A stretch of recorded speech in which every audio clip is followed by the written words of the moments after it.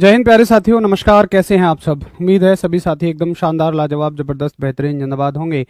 और भाई उम्मीद करता हूं कि आप सभी ना अपनी तैयारी में बहुत अच्छे तरीके से जुटे हुए होंगे। तो जरा एक बार मुझे बताओ कि अच्छे तरीके से जुटे होने का मतलब मेरा होता है कि आप सभी सारी क्लासेस बहुत अच्छे से ले रहे होंगे।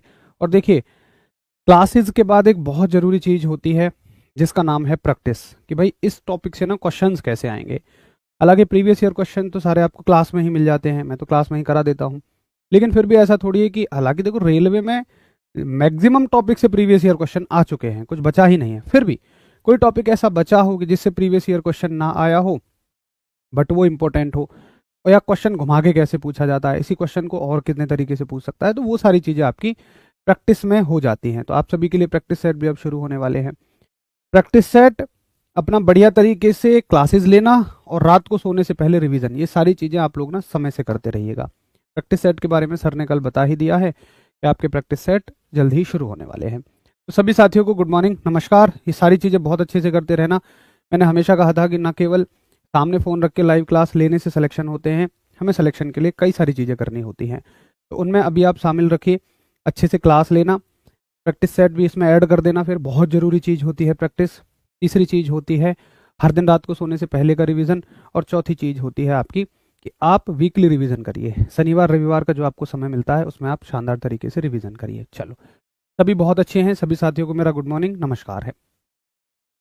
तो इलेक्ट्रिक सर्किट हमारा टॉपिक चला हुआ है और आज हम इसके पार्ट 2 के बारे में बात करेंगे। कल हमने इसमें सीखा था कि विद्युत परिपथ क्या होता है, सारे संकेतों के बारे में हमने अच्छे से सीखा था। उम्मीद है आप सारे संकेत याद करके आए होंगे।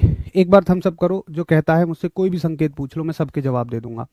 उसके बाद संकेतों के बाद हमने सीखा था इलेक्ट्रिक सर्किट से जुड़े हुए कुछ क्वेश्चंस को किया था। अब बारी है कि हम विद्युत परिपथ के एक और लेवल की स्टडी करें कि इस अच्छे सवाल इलेक्ट्रिक सर्किट में कहाँ से आते हैं। देखो, कल के सवाल ना थोड़े आसान थे, आज के सवाल थोड़े से अच्छे दिखेंगे आपको। और हम पहले थ्योरी पढ़ लेंगे, फिर सवाल करेंगे। कोई दिक्कत नहीं होगी सवालों को करने में। क्लास बंद हो जाएंगी क्या? अरे क्यों हो जाएंगे यार, कैसी बात कर रहे हो? प्रैक्टिस सेट शुरू होने से क्लास क्यों बंद हो जाएंगी? बिल्कुल नहीं। चलो जी, बहुत बढ़िया, आपको याद है, वेरी गुड वेरी गुड। तो फिर शुरू करते हैं अपना विद्युत परिपथ, इलेक्ट्रिक सर्किट। देखिए, कल तक हमने विद्युत परिपथ में देखा कि विद्युत परिपथ का मतलब होता है कि कम से कम आपके पास एक ऊर्जा का स्रोत होना चाहिए, चाहे वो बैटरी हो, चाहे वो कैसे भी आप किसी चीज को ऊर्जा देंगे। मान लो बैटरी ही ले ली, आपके पास एक कुंजी होनी चाहिए, प्लग की होनी चाहिए, आपके पास कुंजी होनी चाहिए, और एक उपकरण होना चाहिए और तार होने चाहिए। ये चार चीज तो हमारे पास मिनिमम होनी ही चाहिए। अब सुनो, देखिए, किसी भी उपकरण को जोड़ने के दो तरीके होते हैं। बड़े ध्यान से सुनना मेरी बात को। किसी भी उपकरण को जोड़ने के दो तरीके होते हैं। जैसे मान लो मेरे पास दो बल्ब हैं, मैं उन बल्बों को आपस में कैसे जोड़ सकता हूं? बहुत ध्यान से सुनना, प्रैक्टिकली करके बताऊंगा बिल्कुल। कि देखो, मेरे पास दो बल्ब हैं, एक बल्ब मेरे पास ये है और दूसरा बल्ब मेरे पास ये है। अब मैं इन्हें जोड़ूंगा। तो एक तो तरीका है, देखो, बल्ब के दो तार होते हैं, या बल्ब सबने दिखा है उसमें दो तार निकले हुए होते हैं, है ना? तो मैं क्या करूं कि बल्बों के एक एक तार को तो आपस में ऐसे मिला दूं और एक एक तार को मैं बैटरी से जोड़ दूं। तो इस संयोजन को हम क्या कहते हैं भाई? श्रेणी संयोजन कहते हैं, है ना? और दूसरा संयोजन जो होता है वो समांतर संयोजन हो सकता है। वो भी हमने पढ़ लिया है कि समांतर संयोजन कैसे होता है, और भी मैं आपको बता दूंगा। अब बात ये उठती है कि समांतर और श्रेणी संयोजन में, देखो, एक तो हमने पढ़ा था कि हम ऐसा इसलिए करते हैं ताकि प्रतिरोध घट बढ़ जाए। एक दूसरी वजह और होती है, वो क्या होती है उसको हम सीखेंगे। तो सबसे पहली हेडिंग आज की आप डालेंगे कि विद्युत परिपथ के प्रकार। यहां से शुरू करेंगे हम। विद्युत परिपथ के प्रकार, यानी कि टाइप्स ऑफ इलेक्ट्रिक सर्किट। बहुत सारे क्वेश्चन इससे प्रीवियस एग्जाम में पूछे गए। टाइप ऑफ इलेक्ट्रिक सर्किट, कि विद्युत परिपथ कितने तरह के होते हैं। तो देखो भाई, दो प्रकार के मेरे पास विद्युत परिपथ हैं। सबसे पहला श्रेणी परिपथ, जो मैंने हाल ही में आपको बताया। तो नंबर एक आप डालेंगे श्रेणी परिपथ, यानी कि सीरीज सर्किट। अब देखो, सीरीज सर्किट क्या होता है? आप जानते हैं कि हमने दो बल्ब लिए, जैसे दो बल्ब है मेरे पास, ये एक ये और एक दूसरा बल्ब ये है, तो मैंने इन दोनों को आपस में जोड़ दिया, किससे? एक बैटरी से। ये मैंने एक बैटरी ले ली और यहाँ पर मैंने एक कुंजी लगा दी, की लगाओ मत लगाओ जनरली कोई दिक्कत नहीं है। यहाँ पर मैंने इस तरीके से इनको जोड़ दिया, ठीक है जी। ये तो इस क्रम को बोलते हैं हम श्रेणी क्रम, कि भैया इसको हमने सीरीज में जोड़ दिया। अब देखो सीरीज कॉम्बिनेशन में क्या होता है ये आपको पता ही है कि भैया जी जो धारा निकलेगी ना, जो करंट निकलेगा, ये दोनों में समान रहेगा। यानी कि इस वाले बल्ब को भी आई ही करंट मिलेगा और इस वाले बल्ब को भी आई ही करंट मिलेगा। धारा इन दोनों में समान रहेगी, धारा इनमें बटेगी नहीं। यहां तक भी आप सभी को क्लियर होगा। अब देखो एक बात को आप मेरी समझना कि किसी भी उपकरण की जो चमक होती है, असल में किसी भी उपकरण का ऑपरेट होना मतलब उनका चलना, वो निर्भर करता है करंट पर, धारा पर। देखिए जो वोल्टेज है ना, वोल्टेज तो केवल एक कारक है, एक वजह है जो धारा को आगे धक्का देती है। भाई पाइप में मेन कौन है? पानी ही तो मेन है। जो प्रेशर है, जो दाब है, वो तो उसे धक्का दे रहा है। हमने ऐसे ही तो पढ़ा था। हमने कैसे पढ़ा था कि ये एक पाइप है, पाइप में जो पानी है, ये पानी है, इस पर पीछे से एक प्रेशर लगता है। तो पानी को मानो आप करंट, यानी धारा। धारा का मतलब है बहुत सारे इलेक्ट्रॉन। तो इनको धक्का कौन देता है? इनको धक्का वोल्टेज देता है। तो मेन जो चीज है ना वो है धारा। किसी भी उपकरण का अच्छा चलना, ये धारा, किसी भी उपकरण का अच्छा चलना धारा पर निर्भर करता है। अगर उस उपकरण में जितनी धारा उसको चाहिए उतनी मिल रही है तो वो बिल्कुल ओके चलेगा। ज्यादा दे दी तो फूक जाएगा, खराब हो जाएगा, झेल ही नहीं पाएगा। कम दे दी तो ऐसे डिम सा जलेगा। आपने देखे थे वो बल्ब जो थे डिम जलते थे, या जब धारा कम आती है हम तो कहते हैं वोल्टेज कम आ रहा है। अब देखो दोनों में से कुछ भी कम हो सकता है। अगर वोल्टेज कम हुआ तो ये पूरी धारा को धक्का नहीं दे पाएगा। मान लो ये 10 इलेक्ट्रॉन है, 10 इलेक्ट्रॉनों के लिए मुझे 10 वोल्ट चाहिए, बट अगर वोल्टेज ही 5 वोल्ट हो गया तो ये धक्का ही तो पांच इलेक्ट्रॉनों को दे पाएगा। तो कुछ भी कह लो आप, हम तो ज्यादातर पढ़ते हैं वोल्टेज कम हो गया, बट असल में मेन चीज कौन है? धारा मेन चीज है। कि भाई अगर मान लो पीछे से वोल्टेज 10 ही है बट इलेक्ट्रॉन कुल ही 5 है, तो भैया बाकी तो बेकार है ना आपका वोल्टेज। तो मेन चीज है धारा, धारा से याद रखना। अब सुनो, अगर यहां पर धारा सेम मिल रही है तो दोनों समान रूप से चमकेंगे।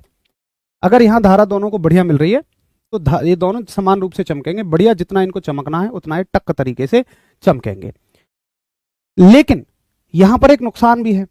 नुकसान क्या है कि देखो अगर ये बल्ब हो गया फ्यूज, फ्यूज का मतलब इसका तार टूट गया, तो अब धारा यहां से आगे ही नहीं जाएगी। जब तार ही अलग हो गए, टूट के अलग हो गए तार, एक बात बताओ ना, तार ही टूट के अलग हो गए तो धारा कहां से जा रही है? धारा का रास्ता यही है, तो धारा यहीं रुक जाएगी, धारा जा ही नहीं पाएगी आगे। तो नुकसान ये है कि अगर एक खराब हुआ तो फिर ये उपकरण भी खराब हो जाएगा। और ऐसा नहीं है कि केवल एक, इस तरह से अगर 20 भी उपकरण लगे हैं, मान लो मैंने कहा यहाँ पर एक पंखा भी लगा हुआ है, ऐसे मान लो यहाँ पर एक और बल्ब लगा हुआ है, कुछ भी लगा हुआ है, तो सारे उपकरणों में विद्युत जानी बंद हो जाएगी। तो जरा बताइए कि हाँ जी, यहाँ पर मुझे आपकी बात समझ में आ गई है कि अगर श्रेणी परिपथ में एक कोई भी उपकरण खराब हुआ तो उसके अगले सारे उपकरण खराब हो जाएंगे। फूकने का मतलब, मैं तो आपकी भाषा में बोल देता हूँ, फूकना। फूकने का मतलब उसका फ्यूज हो जाना। फ्यूज हो जाने का मतलब उसमें वो किसी भी तरह से खराब हो गया, अब उसका कनेक्शन ही कट गया, वो काम ही करना नहीं, वो काम ही करना बंद कर दिया उसने। ठीक है, ये बात आपको समझ में आती है। तो श्रेणी परिपथ का एक फायदा भी है, एक नुकसान भी है। तो पहले आप श्रेणी परिपथ के फायदे लिखिए। तो इसमें पहली हेडिंग डालेंगे आप इसके फायदे। भैया एसी बढ़ा लो थोड़ी। फायदे का मतलब एडवांटेज। देखो एडवांटेज क्या होते हैं, फायदे क्या होते हैं कि सभी परिपथ, सभी उपकरणों को, सभी उपकरणों को समान धारा मिलती है। धारा सबको समान मिलेगी, बटेगी नहीं। सभी उपकरणों को समान धारा मिलती है। अच्छा, समांतर में होता ना, पैरेलल में होता तो यही धारा बट जाती। तो सभी उपकरणों को समान धारा मिलती है, यानी कि all appliances get equal current. और इक्वल करंट मिलेगा तो सभी बढ़िया बढ़िया चलेंगे। लेकिन इसका एक नुकसान भी है। फायदा हो गया, एक नुकसान भी है। भाई नुकसान क्या है? यानी कि डिसएडवांटेज। डिसएडवांटेज है कि एक उपकरण के बंद होते ही परिपथ के सारे उपकरण बंद हो जाएंगे। तो आप कहेंगे एक उपकरण के बंद होने पर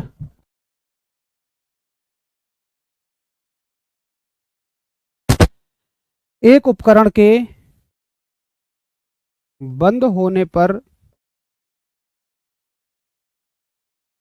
सारे उपकरण, बंद का मतलब समझ गए, खराब होने पर लिख दो, सारे उपकरण बंद हो जाते हैं, है ना। यानी कि इफ वन इक्विपमेंट, इक्विपमेंट लिख लो, अप्लायंसेस लिख लो, कुछ भी लिख लो, इफ वन इक्विपमेंट डैमेज या damaged then current stop, then current stops from all, then current stops in all, कि भाई करंट सब में बहना, प्रवाहित होना ही बंद कर देगा। ठीक है, अभी सिर्फ इतना समझो आप। अब एक साथी कहता है कि भैया इसका उपयोग क्या होता है। अच्छा, तुम्हारे हिसाब से तो ऐसा लग रहा होगा कि इसका तो यार उपयोग ही नहीं करना चाहिए, तो फिर मैं अपने घर में इसको ऐसे जोड़ूंगा ही क्यों, मैं तो इसका कहीं, घर छोड़ो, मैं तो इसका कहीं उपयोग नहीं करूंगा यार। लेकिन नहीं, इसका उपयोग हम करते हैं। देखो, इसका उपयोग हम हर उस जगह पर तो नहीं करेंगे कि जहां पर हम ये ना चाहते हो कि एक उपकरण बंद होने से सारे उपकरण बंद हो जाएं। अच्छा, क्या इसका कोई फायदा है? देखो, फायदा पूरा पूरा है। एक काम करना, आप ना इस चीज को नोट मत करना। अगर मान लो, आपको ना तब समझ में आएगा जब मैं इसकी तुलना करके बताऊंगा। अगर मान लो यही दोनों उपकरण समांतर में लगे होते, अब भाई देखो फिर से वही बात आ जाएगी, जिनको श्रेणी समांतर क्लियर नहीं है, या जिन्होंने पहले क्लास नहीं ली, या जो रिवाइज नहीं करके आया ना, मैं उनके हाथ जोड़ दूंगा, उनको नहीं समझ में आ जाएगा कुछ भी, है ना। आपको 10% साथी मुझे हमेशा परेशान नजर आते हैं, भाई मैं रिक्वेस्ट करूंगा, आप या तो पुरानी चीजों को अच्छे से समझो, अगर आपने क्लास ली है बट रिवाइज नहीं किया तो रिवाइज करो। अब मैं यहाँ श्रेणी समांतर नहीं बताऊंगा बार बार, है ना, माफी चाहूंगा। तो ये आपका समांतर में, अगर मैं इनको समांतर में जोड़ूंगा ना, तो देखो क्या होगा कि जो करंट यहां से चलेगा, जो बैटरी से करंट चला, पता है वो बट जाएगा, कुछ इसमें जाएगा, कुछ इसमें जाएगा। मान लो बैटरी से करंट चला 10 एम्पियर, तो मान लो इसको मिल गया 7 एम्पियर, ये मैं अपनी तरफ से मान रहा हूँ, ये मत कहना ये कहाँ से आ गया, ये मैं अपनी तरफ से मान रहा हूँ।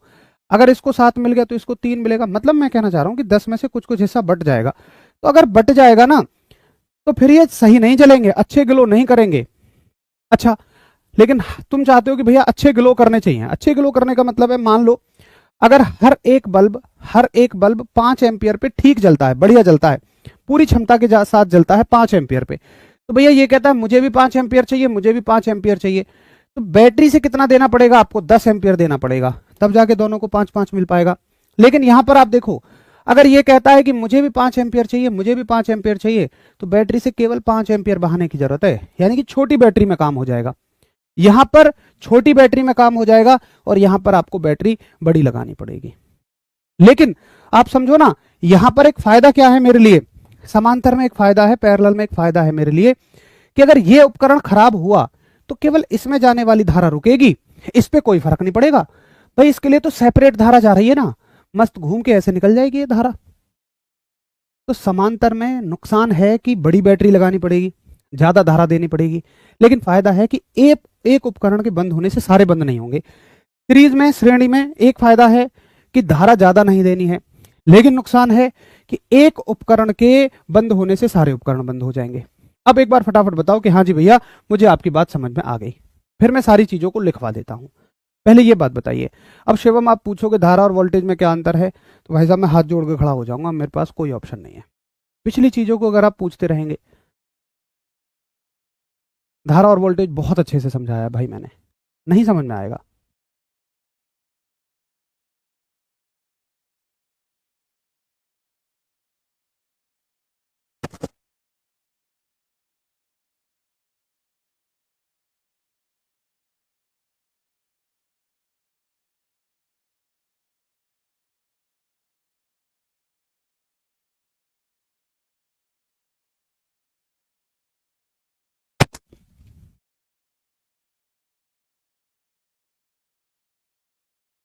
ठीक है, क्लियर है। अब सुनो, बात आती है कि भैया आपको तो ऐसा लग रहा होगा यार, ऐसा तो हम कहीं नहीं चाहेंगे कि एक उपकरण बंद हो जाए तो सारे बंद हो जाएं। देखो ना, तो तुम घर में चाहोगे, घर में 100 उपकरण लगे हुए हैं, पता चला एक खराब हो गया, पहले तो उसको ढूंढो पूरे घर में जाके कि यार वो उपकरण है कहाँ, तब जाके आपके घर की इलेक्ट्रिसिटी का इशू शॉर्ट होगा। मान के चलो आपने करंट बचाने के चक्कर में, बिजली का बिल बचाने के चक्कर में, करंट कम लगेगा तो बिजली का बिल कम आएगा, शादी ब्याहों में इस तरह के कनेक्शन दे दिए। अब शादी ब्याहों में तो कितने सारे बल्ब लगे होते हैं, मतलब मैं तो कहता हूँ वहां तो हजारों बल्ब लगे होते हैं, हजारों छोटे मोटे उपकरण लगे होते हैं, कितने सारे पंखे चल रहे होते हैं जो मैरिज होम बैंक्वेट हॉलों में होते हैं, छोटी मोटी लाइटें। कोई एक सिंगल लाइट भी कहीं खराब हुई तो पूरे मैरिज होम की बिजली गायब। अब भाई साहब उसको ढूंढ पाना तो बड़ा असंभव है। इतने में तो भाई किसी का रसगुल्ला किसी की जेब में जाएगा, कोई किसी के ऊपर सब्जी बिखेर रहा होगा, इतने अंधेरे में किसी को क्या पता चल रहा है। तो सीरीज कॉम्बिनेशन का इस्तेमाल यानी श्रेणी वाले का इस्तेमाल हर जगह नहीं होता है। अब देखो मैं ऐसा तो नहीं कर सकता कि बिजली बचाने के चक्कर में वो रिस्क ले लूंगा, तो मैं इसका इस्तेमाल करता तो हूं, लेकिन मैं ऐसी जगह पे करता हूं कि जहां पर एक उपकरण के खराब होने से मुझे कोई खास फर्क ना पड़े। तुम कहोगे जी ऐसी कौन सी जगह है यार, सुनो, ऐसी जगह होती है जैसे मान लो आपके घर की छत है ये, इस पर लगाई आपने झालरें, दिवाली का समय है आपने लगाई झालरें। अब झालर में आप देखोगे एक झालर में बड़े छोटे छोटे से कई सारे बल्ब लगे होते हैं, ठीक है, ये बहुत सारे बहुत सारे बहुत सारे बहुत सारे बहुत सारे बहुत सारे छोटे छोटे बल्ब आपने लगाए, ये हो गई आपकी झालर, ठीक है। अच्छा जी, एक झालर यहां लगा दी, एक झालर यहां लगा दी, ढेरों झालर आपने ऐसे ऐसे टांग दी। अब देखिए, पहला तो मुझे ये बताइए कि क्या इसमें आपकी ख्वाहिश ये है, अब मान के चलो, सुनो फॉर एग्जांपल मान लो एक झालर का ले लेते हैं, इसमें एक छोटा सा बल्ब 1 एम्पियर का करंट लेता है, ठीक है, और 100 बल्ब लगे हुए हैं, तो भैया इसको कितना करंट चाहिए, 100 एम्पियर का चाहिए, बोलो यस और नो। 100 एम्पियर का करंट एक झालर को चाहिए। अगर आप ये चाहें कि भाई एक बल्ब के खराब होने से पूरी झालर पे कोई फर्क नहीं पड़ना चाहिए, चाहे बिजली का बिल आ जाओ दिवाली के दिन ही 10,000, यार ऐसा तो आप नहीं चाहोगे।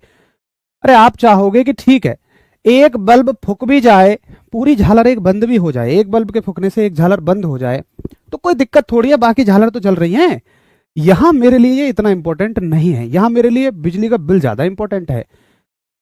तो जो सजावटी झालरें लगाते हैं ना हम, उनमें केवल हम सीरीज कनेक्शन यूज करते हैं, केवल श्रेणी क्रम यूज करते हैं, है ना। समांतर क्रम यूज कर लो, यहां कोई दिक्कत नहीं है, सारी झालर चकाचक जलेंगी, लेकिन करंट बिजली का बिल भयंकर आ जाएगा, इतना पूरे दिवाली का खर्चा नहीं आ जाएगा जितना बिजली का बिल आ जाएगा, इतनी सारी झालर लगती है घर में। तो समझ गए ना कि श्रेणी परिपथ का उपयोग कहां होता है। तो आप कहोगे भैया जी, अच्छा अगले पेज पे लिख लेता हूं, है ना, यहां घपड़ चपड़ ज्यादा हो जाएगा। इसका जो उपयोग है, इसका जो यूज है वो कहां लगता है, सजावटी लाइटों में। अब देखो इसका कैसे भी नाम बोल देगा, सजावटी लाइट बोल देगा या दिवाली की झालर बोल देगा, मतलब इसके ऐसे ही नाम होते हैं, प्रॉपर ऐसे लिखा आता है दिवाली की झालर, कहीं कुछ भी। तो डेकोरेटिव लैंप याद कर लो, बाकी आप समझ जाओगे एग्जाम में जिस भी नाम से आएगा, डेकोरेटिव लैंप्स में इसका इस्तेमाल होता है। बोलो क्लियर। मुझे आपने मुमताज सर की शादी में रुपए नहीं लुटाए, अबे रुपए को लुटाने के लिए थोड़ी है, क्यों भाई, इतनी मेहनत से इंसान कमा रहा है, इससे अच्छा तो फिर कम कमा लो भाई, अगर रुपए लुटाने ही हैं तो फिर कमाने के लिए मेहनत क्यों, इससे अच्छा तो फिर थोड़ा सा आराम करो, शरीर को रेस्ट दो, भगवान के भजन में लगाओ, व्यायाम करो, मेडिटेशन करो, भगवान को समझने की कोशिश करो, या जो भी तुम्हारा अच्छा लगता हो वो करो। अगर पैसे कमाने पहले मेहनत करो, कमाओ, फिर उन्हें लुटाओ, केवल किस लिए, दूसरों को दिखाने के लिए, ना ना ना, उन चीज़ों से आप भी हमेशा ही दूर रहना। ठीक है भैया जी, क्लियर है सभी को। चलो, तो ये हो गया आपका कौन सा परिपथ, श्रेणी परिपथ, सीरीज कनेक्शन। अब देखो इससे और कितने ही सवाल बन सकते हैं। वो कहेगा श्रेणी परिपथ में धारा समान, श्रेणी परिपथ में क्या समान रहता है, तो आप कहोगे भैया श्रेणी परिपथ में धारा समान रहती है। पूछेगा श्रेणी परिपथ में क्या बट जाता है, तो आप कहते हो जी श्रेणी परिपथ में वोल्टेज बट जाता है, तो वो तो पुरानी चीजें हैं, वो हमने पढ़ ली हैं, ठीक है। चलो ये समझ में आ गया मुझे श्रेणी परिपथ, उसके उपयोग। अब दूसरा परिपथ है मेरा समांतर परिपथ, समांतर परिपथ यानी कि series, sorry parallel combination, parallel combination. देखो पैरेलल कॉम्बिनेशन क्या होता है आप जानते हैं। अब मैं तो केवल दो बल्बों की बात कर रहा हूं, उपकरण तो कितने ही सारे हो सकते हैं, है ना। उपकरण कितने ही आप रख लीजिए। मान लो मैंने तो दो बल्ब लिए ऐसे, एक ऐसे लिया और दोनों को जोड़ दिया। अब दोनों को अलग अलग धारा की सप्लाई दे दूंगा, अलग अलग करंट चला जाएगा। तो मान लो यहां से करंट जा रहा है, मेन करंट है, यहां से करंट आई गया, इसको अपनी क्षमता के अनुसार मिल गया, इसको अपनी क्षमता के अनुसार मिल गया। तो आप क्या कहोगे कि श्रेणी परिपथ में हमने कैसे लिखा है, ऐसे लिखेंगे। फायदा और नुकसान है ना। बाकी आप जानते तो हैं कि श्रेणी परिपथ क्या होता है, वो तो हमने पीछे ही पढ़ लिया था कि इसमें धारा बढ़ जाती है और वोल्टेज समान रहता है। तो पहले तो डालो इसके फायदे, कि इसके फायदे क्या होते हैं, एडवांटेज क्या होते हैं। एडवांटेज तो फायदे होते हैं कि एक उपकरण के खराब होने पर अन्य उपकरणों पर कोई प्रभाव नहीं पड़ता। तो आप कहेंगे एक उपकरण के बंद होने पर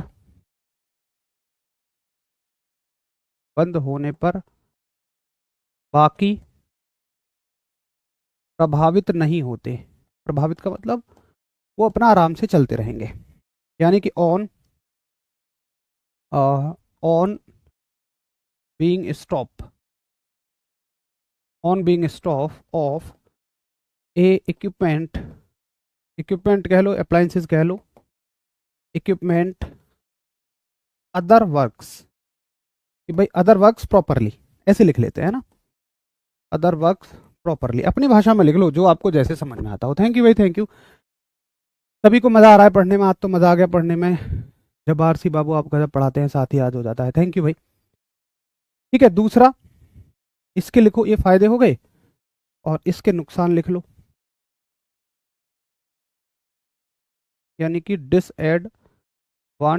तो डिसएडवांटेज इसका यही है कि धारा की खपत ज्यादा होती है,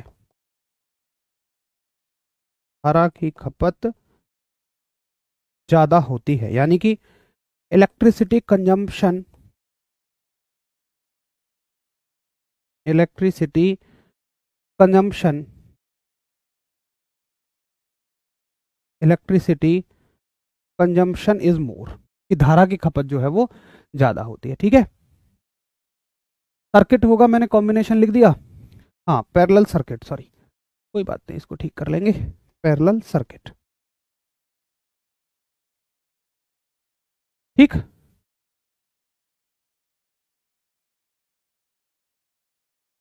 सर अगर फैन लगा दिया जाए तो ज़्यादा करंट लेगा, तो कैसे करंट डिवाइड होगा। कोई दिक्कत नहीं यार, ज़्यादा लेगा तो अपने आप डिवाइड हो जाता है ना, इसमें तो कुछ करना ही नहीं है। देखो मान के चलो तुम्हारे पास बैटरी है 15 एम्पियर की, 15 एम्पियर करंट दे रही है, इसको 10 लेना है, इसको 5। तो ऐसा नहीं है कि कोई यहाँ बैठा है जो इनमें बांटेगा, अपनी ताकत के हिसाब से खींच लेगा ये 10, अपनी ताकत के हिसाब से ये 5 खींच लेगा, बस खत्म। उसमें तो कुछ करना ही नहीं है, वो तो अपने आप बढ़ जाएगा। चलो जी, थैंक यू भाई, बहुत सारा आभार आप सभी का।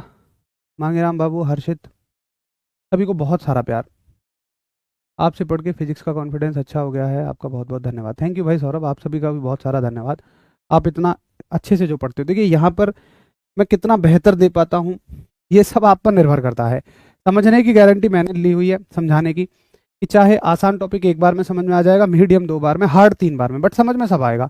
लेकिन आपसे बस मैं एक रिक्वेस्ट करता हूँ कि पुरानी चीज़ें बार बार मत पूछो, मुझे बताने में तकलीफ नहीं है, बट मैं मानता हूँ कि सोचो ना, वहाँ पर जो चीज़ मैं हर एक टॉपिक को आपको एक एक क्लास में करवा रहा हूँ।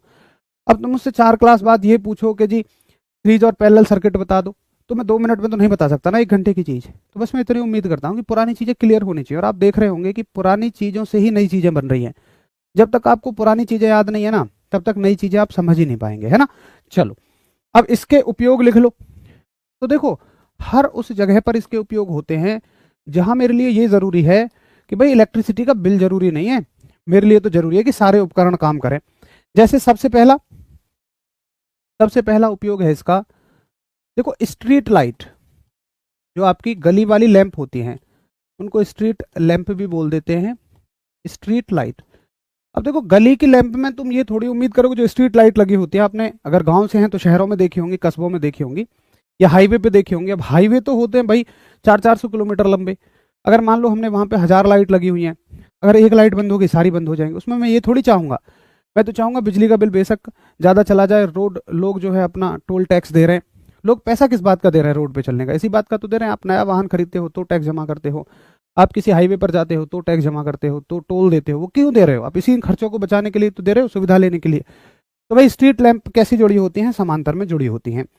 दूसरा आपसे प्रश्न आएगा, कोई मैरिज होम हो, ऐसे ही सवाल देता है, मैरिज होम या कोई बैंक्वेट हॉल हो, या शादियों में जो, देखो शादियों में सजावट की झालर है कि नहीं बात कर रहा हूं मैं, शादियों में जो लाइट होती है, शादियों में जो इक्विपमेंट्स होते हैं, मैं उनकी बात कर रहा हूं। तो इतने से ही आप समझ जाएंगे कि मैरिज होम है। बाकी आपके घरों में भी इसी तरह के कनेक्शन इस्तेमाल होते हैं। ये तो मैरिज होम हो गए, होम में हो गए, घरों में। अच्छा, होम और हाउस में आपको फर्क पता होगा ना, होम अपना घर होता है, हाउस किराए का घर होता है। तो ये मत परेशान होना हाउस क्यों नहीं लिखा। चलो थैंक यू भाई सुनील, बहुत सारा आभार आपका। एक झालर 100 एम्पियर करंट ले रही है, तो 10 झालर भी सिर्फ 100 एम्पियर करंट लेंगी श्रेणी क्रम में। श्रेणी क्रम में जोड़ोगे तो उतना ही लेंगे बिल्कुल। आप अब उन झालरों को श्रेणी में जोड़ दोगे सबको तो उतना ही लेंगी। अगर समांतर में जोड़ोगे तो हर एक में 100 हो जाएगा। बिल्कुल सही कंक्लूजन निकाला है आपने। अब हम क्वेश्चन करें, बताइए एक बार। अब आप मुझे अनुमति दें भैया आप क्वेश्चन मुझे करवा दीजिए। तो देखो इस टॉपिक से क्या क्या क्वेश्चन बनते हैं, बात है इस टॉपिक को ना समझ में आना जरूरी है। जैसे बोलो, आरआरबी ग्रुप डी 7 अक्टूबर 2022 में आया हुआ सवाल कि श्रेणी परिपथ का एक उदाहरण है। तो श्रेणी परिपथ का कौन सा उदाहरण है? फटाफट आप उत्तर करिए। देखो घरेलू वायरिंग हमने कवर कर ली, स्ट्रीट लाइट हमने कवर कर ली। अब ऐसा नहीं है कि मैं सारे कवर करा सकता हूं, मैंने तो कॉन्सेप्ट समझ लिया ना। मैं आपको हमेशा बोलता हूं रटो मत। आप कहो जी कार की हेडलाइट तो कराए नहीं, तुम खुद सोच लो ना कि आप चाहोगे कि आप कहीं अंधेरे रास्ते पर जा रहे हो, सुनसान जंगल है, एक लाइट खराब हो गई, तो आप चाहोगे कि दूसरी भी बंद हो जाए? नहीं, आप चाहोगे भैया इलेक्ट्रिसिटी कितनी कंज्यूम हो जाए, एक अगर बंद हुई है तो दूसरी नहीं बंद होनी चाहिए, इसलिए पैरेलल कॉम्बिनेशन इस्तेमाल करोगे। तो हमें रटना तो है ही नहीं बिल्कुल भी। अब आप इसका उत्तर करिए। तो आप कहोगे कि भाई श्रेणी परिपथ का उदाहरण जो है ना भैया, वो है आपका सजावटी लाइट है। ये तो सब समांतर परिपथ के उदाहरण हैं, ये तो सब आपके समांतर है, यानी कि पैरेलल है। तो रटना बंद करो। अभी भी मैं फिर से कह रहा हूं कि ना तो केवल श्रेणी परिपथ का अकेला ये उदाहरण है, ना समांतर के केवल ये 3 हैं। कितने ही उदाहरण और भी हो सकते हैं, बट मैं कह रहा हूं आपने एक बार समझ लिया ना, तो फिर आप कितने ही कर दोगे, अलग अलग से रटने की जरूरत ही नहीं है। अगला सवाल देखिए, श्रेणी संयोजन में प्रत्येक प्रतिरोध से गुजरने वाली धारा। मेरी हर एक लाइन से सवाल बनता है जो मैं आपको थ्योरी समझाता हूं जब। बताइए इसका उत्तर।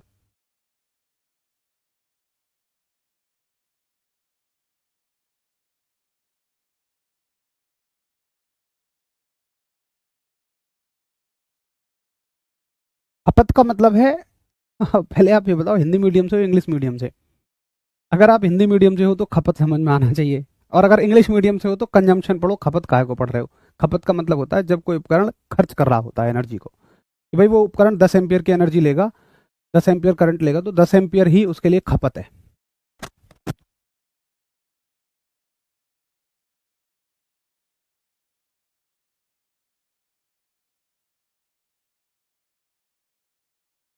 हाँ जी, श्रेणी संयोजन में प्रतिरोध प्रतिरोध से गुजरने वाली धारा, तो सभी का एक ही लय में उत्तर है कि भाई सभी प्रतिरोधों में बराबर होती है। सभी प्रतिरोधों में कैसी होती है? बराबर बराबर बढ़ जाती है। देखो बढ़ती तो है नहीं। अच्छा, धारा जो है क्या मोटाई के समानुपाती होती है? नहीं। क्या धारा प्रतिरोध के समानुपाती होती है? देख लो एक बार, भाई ओम का नियम है V बराबर IR। अब धारा का प्रतिरोध से संबंध निकालना है, तो धारा को और प्रतिरोध को एक साथ मत रखो, अलग अलग रखो। मान लो धारा को इधर रख लो तो प्रतिरोध यहाँ आ गया। अब बताओ क्या धारा प्रतिरोध के समानुपाती है? नहीं। नीचे लिखी हुई चीज व्युत्क्रमानुपाती होती है, यानी नीचे लिखी हुई चीज इनवर्सली प्रोपोर्शनल होती है ना। तो आप कहोगे समानुपाती नहीं होती है। यहां से चाहो तो एक कंक्लूजन निकाल लो कि भाई व्युत्क्रमानुपाती होती है। और पता रटो मत यार, व्युत्क्रमानुपाती का मतलब उल्टा संबंध है। अगर ये ज्यादा होगा तो इसमें से कम धारा गुजरेगी, बिल्कुल ठीक बात है। भाई प्रतिरोध का मतलब है धारा के मार्ग में रुकावट, तो जितना ज्यादा रुकावट होगी उतनी ज्यादा कम धारा जाएगी। वो तो मुझे वैसे भी समझ में आता है। चलो अगला क्वेश्चन, त्योहार के समय भवनों में लगाई जाने वाली लाइटें या झालरें का उदाहरण है। तो लाइट और झालर, अब मुझे नहीं लगता कि अलग से कराने का है, कि भाई श्रेणी परिपथ सभी को समझ में आ जाएगा, कोई दिक्कत नहीं है। अगला सवाल करो। वोल्टेज को स्थिर रखते हुए यदि अधिक लैंपों को एक श्रेणी परिपथ में जोड़ा जाता है तो परिपथ में कुल धारा। अब सुनो, ये सिर्फ ये पूछता है तुमसे, अरे यार, वोल्टेज को स्थिर रखते हुए, ये पता है सवाल ही गलत है, क्योंकि ये एक तरफ तो कह रहा है श्रेणी परिपथ। सुनो, ये सवाल ही गलत है, मैं इस पे ऑब्जेक्शन डाल दूंगा अगर ऐसा सवाल आ जाए तो। भाई श्रेणी परिपथ कह रहा है, मान लो ये श्रेणी में जुड़े हुए हैं बहुत सारे बल्ब ये, और एक तरफ वो कह रहा है वोल्टेज को स्थिर रखते हुए। भाई वोल्टेज को कैसे स्थिर रख दोगे तुम? क्यों? श्रेणी में तो वोल्टेज बढ़ जाएगा ना, तो ये सवाल ही गलत है, इसको छोड़ दो। वोल्टेज स्थिर हो ही नहीं सकता श्रेणी में। अगला सवाल देखिए, एएलपी टेक्नीशियन में आया हुआ सवाल है कि किसी समांतर परिपथ में यदि किसी खराबी के कारण एक विद्युत उपकरण कार्य करना बंद कर दे तो सभी अन्य विद्युतीय उपकरण। देखो परिपथ है आपका समांतर, और एक ने काम करना बंद कर दिया, तो बताओ बाकी पे क्या फर्क पड़ेगा?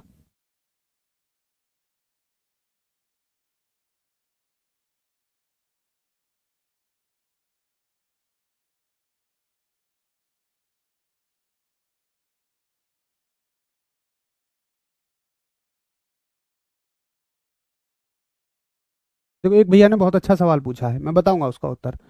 बड़ा अच्छा प्रश्न है, पहले इसका आंसर करो। तो आप कहोगे कि समांतर परिपथ में अगर एक बंद भी हो जाए तो बाकी अपना सामान्य रूप से काम करते रहेंगे। वो तो जब जैसा अपना जिस तरीके से काम कर रहे हैं उसी तरीके से काम करते रहेंगे, कोई प्रॉब्लम उन्हें नहीं होगी, ठीक है।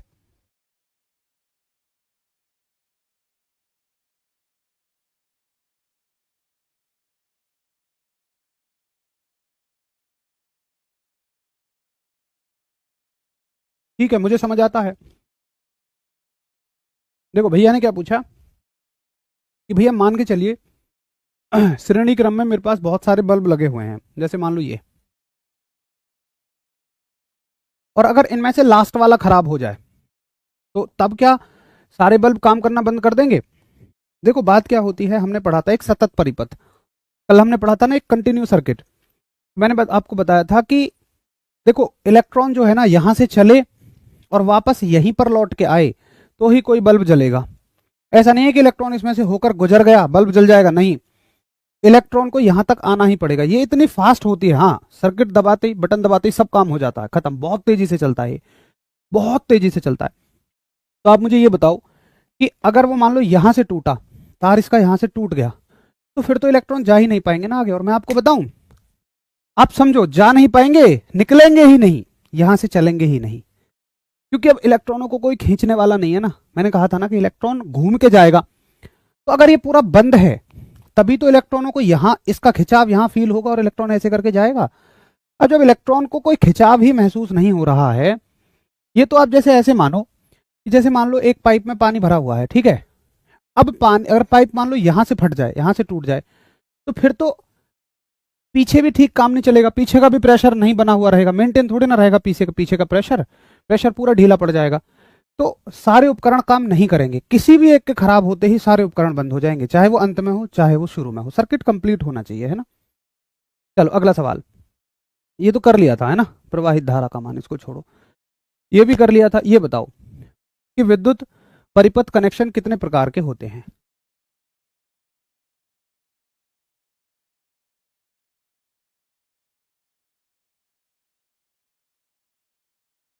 अदर डिवाइस की कैपेसिटी, देखो भाई वो तो मान के चलो 4 डिवाइस लगी हुई हैं, हर एक को 5-5 एम्पियर चाहिए, समांतर में जोड़ दी तुमने।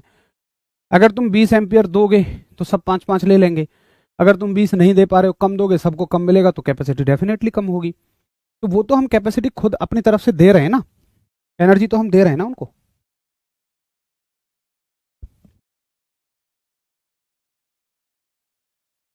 बहुत बढ़िया।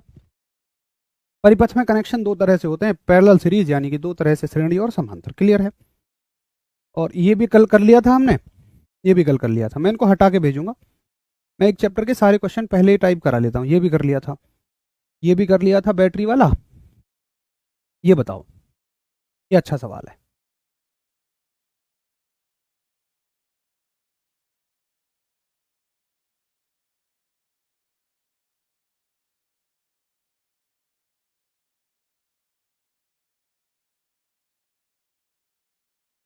इसका उत्तर करेंगे।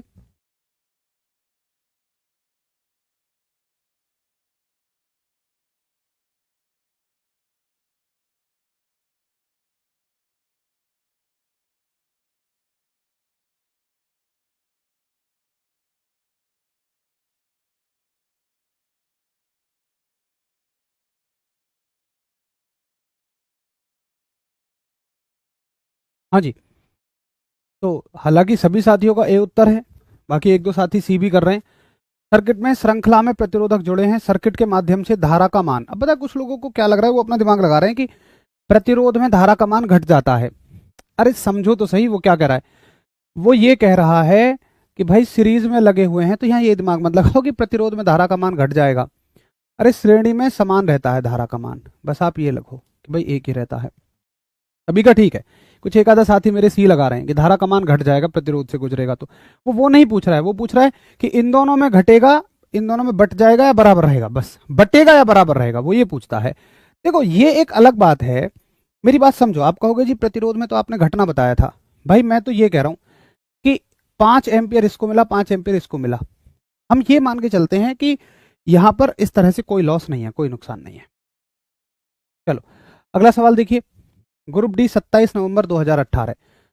परिपथ में विद्युत प्रवाहित होने का केवल एक मार्ग होता है। ये कह रहा है कौन सा परिपथ ऐसा है जिसमें विद्युत के प्रवाहित होने का एक मार्ग होता है।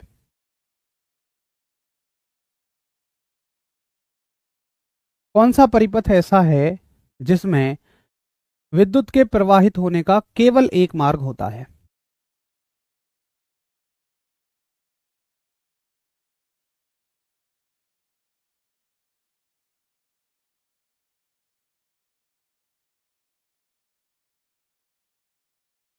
तो आप कहेंगे कि श्रेणी परिपथ जो होता है, फिर से मैं वही बनाऊंगा कि श्रेणी परिपथ में विद्युत धारा एक दिशा से जाएगी और ऐसे जाएगी, लेकिन समांतर में क्या होगी धारा कि अगर मान लो यहां से भी जा सकती है, यहां से भी जा सकती है, तो इस रास्ते से भी जाएगी और इस रास्ते से भी। कोई तीसरा उपकरण होगा तो तीसरा भी रास्ता बना लेगी। तो भाई वो तो जैसे पानी है ना, पानी को समझो, पानी को जहां ढलान दिखेगा पानी बहता हुआ चला जाएगा, वैसे ही बिल्कुल धारा का है, धारा को जहां उपकरण दिखेगा अपने आप खिंची चली जाएगी। तो आप कहोगे कि किसकी तरह होती है, श्रेणी में होती है। श्रेणी में केवल एक ही मार्ग होता है। अगला सवाल देखो, ग्रुप डी 16 नवंबर 2018 की परीक्षा का सवाल है कि एक विद्युत परिपथ आरेख में शैल के चिन्ह में एक लंबी और एक छोटी रेखा होती है, लंबी रेखा किस टर्मिनल को दर्शाती है। तो शैल का जो निशान है, शैल का जो सिंबल है, मैंने आपको बताया एक बड़ी रेखा होती है, एक छोटी रेखा होती है। अभी कहता है लंबी रेखा क्या दर्शाती है, तो लंबी रेखा प्लस को दर्शाती है माइनस को, ये सवाल है। तो मेरे हिसाब से कोई बहुत मुश्किल सवाल नहीं है ये, बस बात है कि आपको ना इन्हें समझना है, पढ़ना है। सिलेबस थोड़ा सा ज्यादा है। आप अगर आपने मेरी क्लास ली हो किसी और एग्जाम के लिए तो ये सारी चीजें तो मैंने कभी कराई ही नहीं होंगी ना, इनकी कोई जरूरत होती है। लेकिन यहाँ पर थोड़ा सा डिटेल में पढ़ना है, मुश्किल चीजें नहीं है, नॉर्मल चीजें हैं, बट डिटेल में पढ़ना है। तो आपको होगी कि भैया ये पॉजिटिव होती है और ये नेगेटिव होती है, तो ये क्या हो जाता है आपका बड़ा वाला टर्मिनल हमेशा धनात्मक टर्मिनल होगा, पॉजिटिव टर्मिनल होगा। और करो previous year question, RRB group D 28 नवंबर 2018 शिफ्ट 1 में आया हुआ सवाल कि एक सर्किट में दिए गए प्रतीक का उपयोग इस प्रकार किया जाता है, बताओ। मतलब ये कह रहा है कि ये किसका सिंबल है, ये किसका प्रतीक है, बोलो जल्दी से।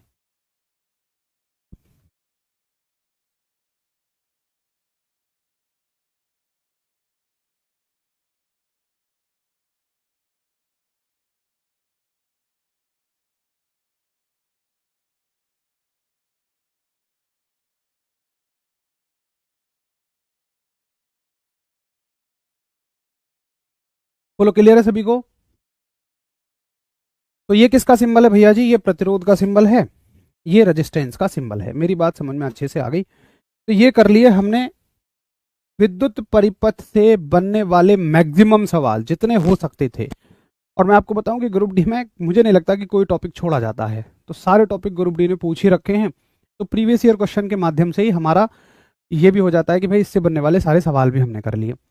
तो देखो मेरी तो ना आपको प्रैक्टिस क्लास भी लेने की जरूरत नहीं है, और असल में अभी मेरी प्रैक्टिस शुरू भी नहीं हो पाएगी। क्यों नहीं हो पाएगी, मैं आपको कारण बता देता हूँ। क्योंकि मेरे पास 5 क्लास पहले से ही चली हुई हैं, कोई भी क्लास जल्दी ही समाप्त नहीं हो रही है, और छठी क्लास में ले नहीं सकता क्योंकि मेरा ऑफिस है, गवर्नमेंट ऑफिस है। तो मतलब मुझे बिल्कुल पैक है शेड्यूल, 1 मिनट का भी टाइम उसमें नहीं है।